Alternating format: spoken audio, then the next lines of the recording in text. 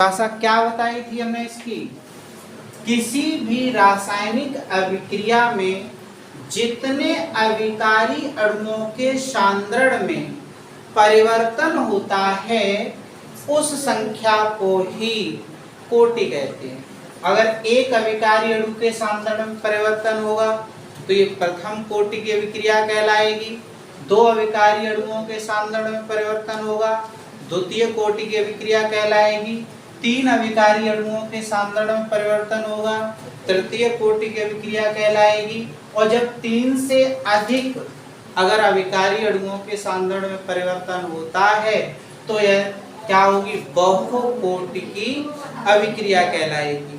और अगर किसी भी अभिकारी अणु के सांद्रण में परिवर्तन ना हो, एक किसी का भी सांद्रण ना बदले, तो फिर यह शून्य कोटि की अभिक्रिया कहलाती है। ठीक है, यह शून्य कोटि की जो है वह अभिक्रिया कहलाएगी।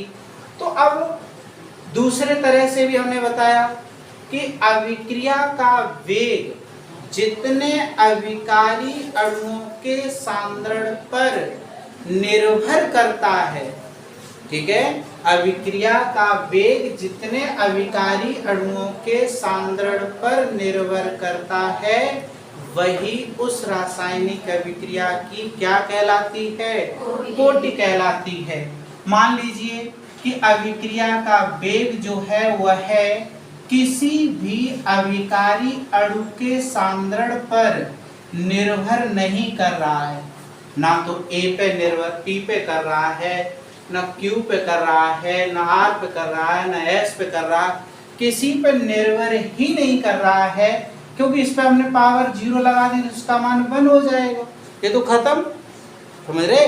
तो अभिक्रिया का वेग अगर किसी भी अभिकारी अणु के सांद्रण पर निर्भर नहीं करता है तो इसे फर्स्ट जो है इसे शून्य ऑर्डर रिएक्शन कहेंगे। शून्य कोटि की जो है यह है अभिक्रिया कहलाएगी। ये जो है शून्य कोटि की अभिक्रिया कहलाएगी। आई बात समझ में? किसी भी अगर अभिकारी अणु शून्य कोटि की जो है अभिक्रिया कहलाती है। इसके बाद क्या है? मान लीजिए इसमें से किसी भी एक अभिकारी अणु के अगर सांद्रण में परिवर्तन हो, ये क्लियर नहीं कि P में ही हो, ठीक है, P में हो सकता है, Q में हो सकता है, R में हो सकता है, S में हो सकता है, लेकिन होगा किसी एक में ही।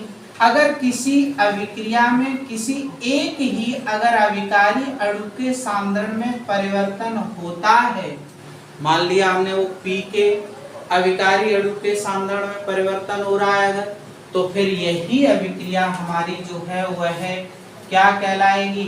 प्रथम कोटि की अभिक्रिया कहलाती है। प्रथम कोटि की अभिक्रिया कहलाएगी। और अगर हम मान लीजिए कि यह दो अभिकारी अणुओं के सांद्रण में परिवर्तन हो, ठीक है, कोई दो हो सकते हैं, P Q हो सकता है, Q R हो सकता है, R S हो सकता है, S P हो सकता है, कोई भी दो अभिकारी अणु हो। और अगर दो अभिकारी अणुओं के अगर सांद्रण में परिवर्तन होता है तो फिर अभिक्रिया का वेग उन्हीं अभिकारी अणुओं के सांद्रण पर निर्भर करेगा। मान लेते हैं हमने यहाँ पर P और Q इन दोनों अभिकारी अणुओं के सांद्रण बदल रहे हैं, तो फिर अभिक्रिया का वेग इन दोनों अभिकारी अणुओं के सांद्रण पर क्या करेगा? निर्भर करेगा। फिर अगर मान ये द्वितीय कोटि की अभिक्रिया कहलाएगी। ये जो है आपकी द्वितीय कोटि की अभिक्रिया होगी। और अगर कोई रासायनिक अभिक्रिया इस प्रकार की हो कि तीन अभिकारी अणुओं के सांद्रण में परिवर्तन हो, ठीक है, अभिकारी अणुओं के तीन अभिकारी अणुओं के सांद्रण में अगर परिवर्तन हो तो फिर उस समय मान लीजिए P अभिकारी अणु ले लिया और यहाँ Q ले लिया और ये R ले लिया, तो उस समय यही अभिक्रिया हमारी जो है वह क्या कहलाएगी? तृतीय कोटि की अभिक्रिया कहलाती है। यही जो है वह आपकी क्या हो जाएगी? तृतीय कोटि की अभिक्रिया। तो दूसरी डेफिनेशन ने क्या बताई कि अभिक्रिया का वेग, ये वेग है, जितने अविकारी अणुओं के सांद्रण पर निर्भर करता है उसे रासायनिक अभिक्रिया की कोटि कहते हैं। ठीक है। तीसरी डेफिनेशन भी क्या है इसकी? तीसरी डेफिनेशन ये है कि किसी भी रासायनिक अभिक्रिया के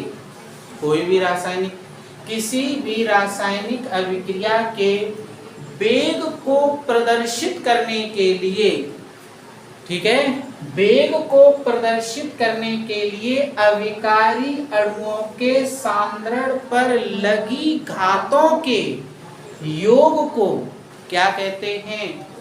कोटि कहते हैं। तो यहाँ घात देखो 0 है, इसलिए ये शून्य कोटि की कहलाएगी। ये घात 1 है, प्रथम कोटि की कहलाएगी। इसमें घात देखो 1 और 1 मिलकर 2 हो गई, ये आपकी तृतीय कोटि की कहलाएगी। यहाँ पर 3 हो गई घातें, इस वजह से यह तृतीय कोटि की अभिक्रिया कहलाती है। ठीक है। अब कोटि को बहुत अच्छी तरीके से समझने के लिए एक उदाहरण सुनो। पहले एक भौतिक उदाहरण के द्वारा इसको समझाते हैं और पूरा क्लियर हो जाएगा, पूरी कोटि क्लियर हो जाएगी उस उदाहरण में। उदाहरण मान लीजिए, एक उदाहरण देखिए ध्यान से। मानते हैं कि PQRS ये 4 सर्वेंट हैं। ठीक है। ये 4 सर्वेंट, 4 नौकर हैं और ये किसी साहूकार के यहाँ कार्य करने गए, अपने जॉब के लिए जाते हैं। ठीक है। तो साहूकार क्या करता है? इन चारों को परखता है, प्रैक्टिकल करता है कि हम इसमें से किसको रखें किसको ना रखें। इस प्रैक्टिकल के लिए वह क्या करता है? साहूकार अपनी दुकान से इस चारों व्यक्तियों को क्या करता है? 10-10 हजार रुपए देता है। ठीक है। और ये कहता है कि ये 10-10 हजार रुपए सबको देता है। ठीक है। और बारी बारी से बेचता है, पहले P को बेचता है, फिर Q को बेचता है, फिर R को बेचता है, फिर S को बेचता है और कहता है ये रुपए जाओ हमारे घर देकर आओ, ये रुपए हमारे घर जाकर के क्या करो? देकर आओ। ठीक।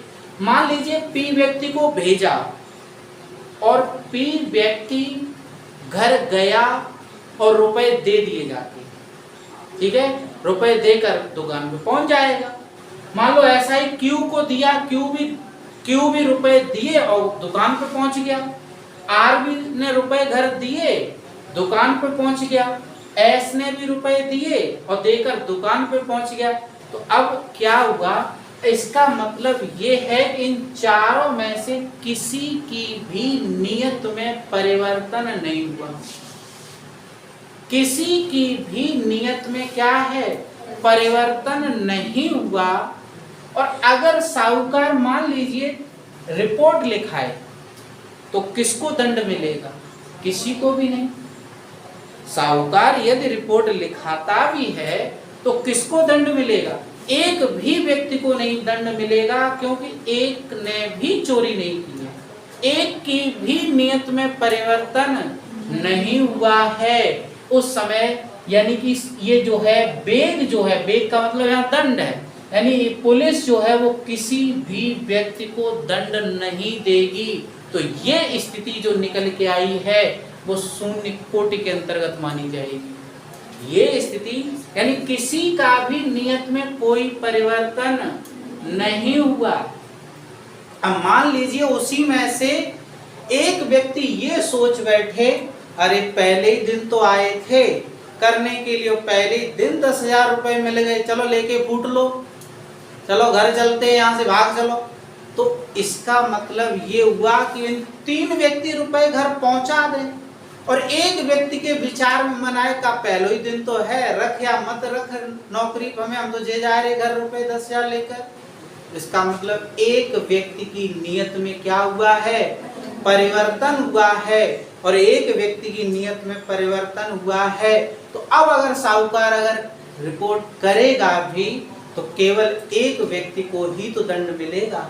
तो साहूकार अगर यहाँ पर रिपोर्ट, यानी ये पुलिस है, तो अगर ये जो है केवल एक व्यक्ति को दंड देगी। पुलिस उस एक व्यक्ति पर ही निर्भर रहेगी। यहाँ पुलिस को बेग से समझ ले तो एक व्यक्ति पर ही निर्भर रहेगी, और ऐसी स्थिति में वह प्रथम कोटि की अभिक्रिया कहलाएगी। अब वो कोई हो सकता है, पी की नियत में खराबी आ जाए, हो सकता है क्यू की नियत में खराबी आ जाए, कोई किसी की भी हो सकती है, और जिसकी नियत खराब हो जाएगी उसी पर लाठीचार्ज होगा। क्लियर हुआ? अब XYZ तीसरी स्थिति क्या बन सकती है? तीसरी स्थिति यह बन सकती है कि उसमें से पता लगे दो व्यक्तियों के मन में लालच आ जाए, रुपए लेकर के दो व्यक्ति टेलीफोन हो जाए, दुकान घरे ना तो घरे देन जाए और ना दुकान पे दोबारा शकल दिखाने जाए, सीधे सीधे घरे भाग जाए। आई बात समझ में? दो व्यक्तियों की नियत में अगर परिवर्तन होगा तो इस समय इसका मतलब है कि अब जो है क्या व्यक्तियों को दंड मिलेगा? दो व्यक्तियों को दंड मिलेगा, क्योंकि दो व्यक्तियों की नियत में परिवर्तन हुआ है। तो दो व्यक्तियों की नियत में परिवर्तन हुआ है, तो ऐसी स्थिति जो है वो हमारी द्वितीय कोटि की अभिक्रिया कहलाएगी। ठीक है? और अगर तीन व्यक्ति ही फरार हो जाए, पता लगे तीन व्यक्ति रुपए लेकर के जाए ना, तीनों व्यक्ति पता लगे क्रम वाइज सब, चलो पहले ही दिन हो गया, खेल शुरू हो गया, इतना मिल गया बहुत है, तो फिर इसका मतलब तीन व्यक्तियों की नियत में परिवर्तन हो गया। अब वो तीन व्यक्ति कोई हो सकते हैं, और तीन व्यक्तियों की नियत में अगर परिवर्तन हो गया है तो फिर वही साहूकार तो रिपोर्ट करेगा, वो तो वही रुपए गए उसके, तो वही पुलिस जो है उन तीन व्यक्तियों पर कार्रवाई करेगी, तीन व्यक्तियों को दंड देगी। तो यह प्रक्रिया हमारी क्या कहलाएगी?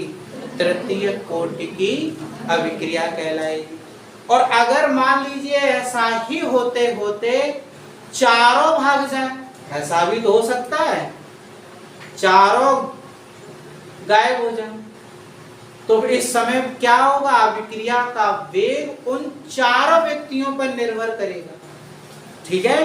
तो उस समय उसे बहुकोटि की अभिक्रिया कहा जाएगा। क्लियर हुआ? अब ध्यान से देखिएगा, क्या ये चारों व्यक्तियों की नियत को उन व्यक्तियों को देखकर क्या क्लियर किया जा सकता है?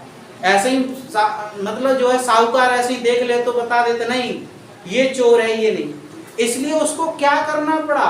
प्रयोग करना पड़ा। और प्रयोग क्या है कि उसने रुपए दिए, तो भाई हम चीज बता रहे, प्रयोग करके उसने उनकी नियत को क्या किया है?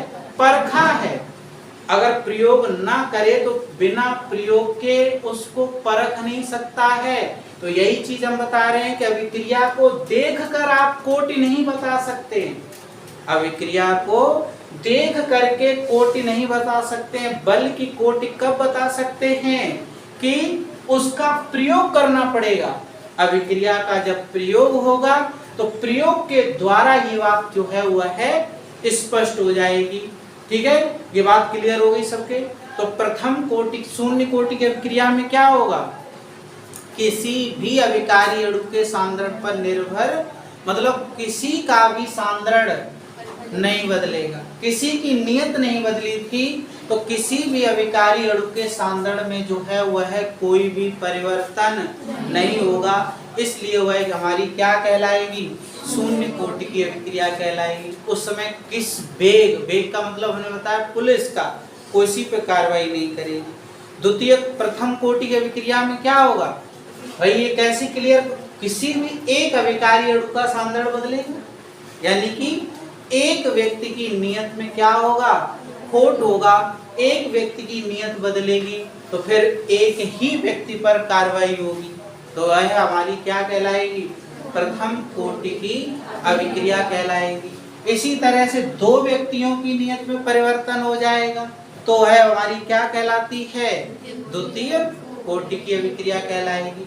और अगर तीन हो जाए तो तृतीय कोटि की कहलाएगी, और तीन से अगर अधिक हो जाता है तो वह हमारी क्या कहलाती है? बहुकोटि की अभिक्रिया कहलाएगी। अब बताइए क्लियर हुआ कि नहीं?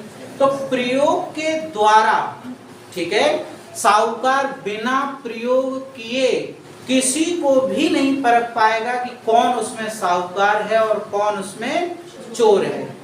आई बात समझे? क्योंकि उसको चोर और साहूकार परखने के लिए प्रयोग करना पड़ेगा। इसीलिए इस रासायनिक अभिक्रिया की भी कोटि ज्ञात करने के लिए जो है उसे क्या करना पड़ेगा, प्रयोग करना पड़ेगा।